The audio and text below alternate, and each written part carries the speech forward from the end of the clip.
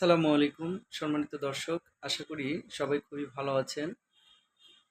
প্রায়ই চেম্বারে নবজাতকের মায়েরা এসে খুবই উদ্বেগ প্রকাশ করেন এবং চিন্তা করেন যে তার বাচ্চার ৫ দিন ধারা পায়খানা হয় না বা দিনের ভিতরে অনেকবার পায়খানা করে।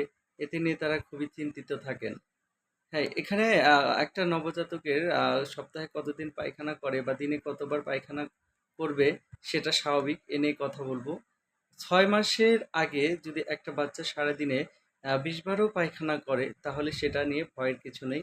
কারণ বাচ্চা তো মায়ের বুকের দুধ ব্যতীত বাড়তি কিছু খান না। আর মায়ের বুকের দুধে প্রচুর পরিমাণ পানি থাকে বিধায় বাচ্চারা সারাদিনে ২০ বার পর্যন্তও পায়খানা করবে, এটা স্বাভাবিক। এদিকে আবার যদি সপ্তাহে ৫ দিনে ১ বার পায়খানা করে সেটা স্বাভাবিক।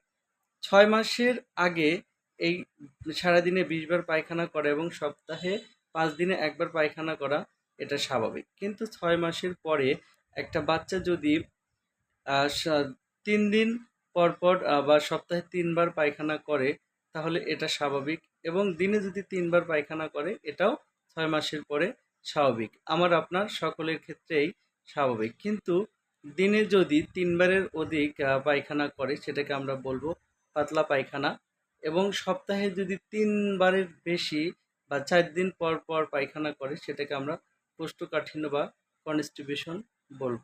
ধন্যবাদ।